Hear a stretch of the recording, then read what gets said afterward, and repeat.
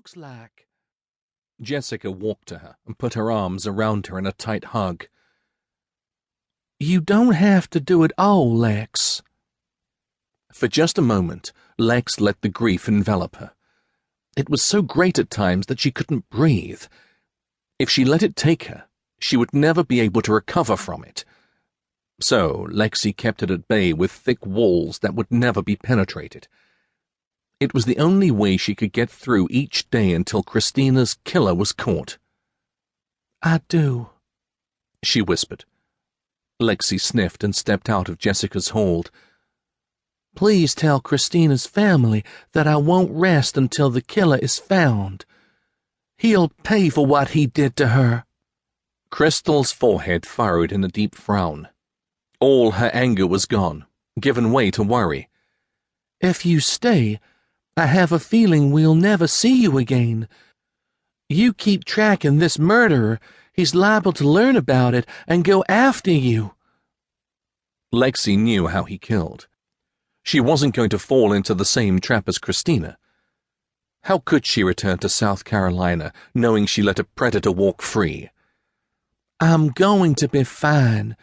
I check in with Detective Inspector MacDonald often. Lexi forced her lips to turn up at the corners a little. A horn honked from outside, startling them. Jessica gave her another hug before she hurried to put on her coat. Crystal walked to Lexi and took her hands, looking deep into her eyes. The flat is paid for another week. Jess and I both knew you would stay. We wanted to make sure you had somewhere safe to sleep. The kindness of her friends made Lexi realize just how fortunate she was to have such people in her life. Thank you. Crystal hugged her before she spun around, but not before Lexi saw the tears. She watched her friends gather their luggage and walk out. With a last wave, the door banged loudly behind them, giving the scene a finality that left Lexi feeling hollow. She looked out the window and watched Crystal and Jessica get into the cab and then drive away. It wasn't the first time Lexi had been alone, and she doubted it would be the last. It was as if it were her destiny to spend her life by herself. Lexi turned and put on her jacket. Then she walked out the door. She had hunting to do. Her first stop was with D.I. MacDonald. That conversation went just like it had the day Lexi said she was going to help them.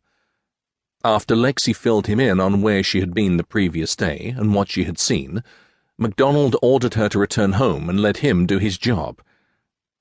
Lexi stopped herself from rolling her eyes. If he were doing his job, he would know he wasn't looking for just any murderer.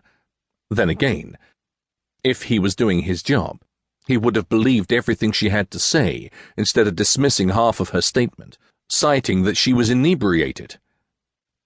In all her college years, Lexi had been drunk a total of 1 time.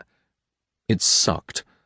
The headache, the awful taste in her mouth, and the fact she had been bent over a toilet for hours.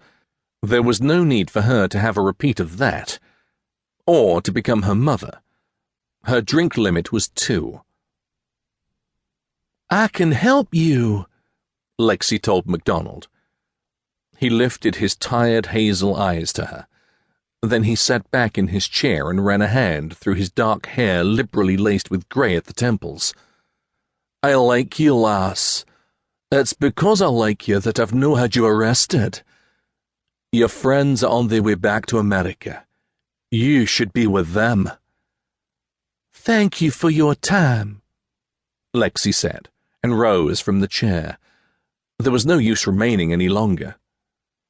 Call me if you find anything.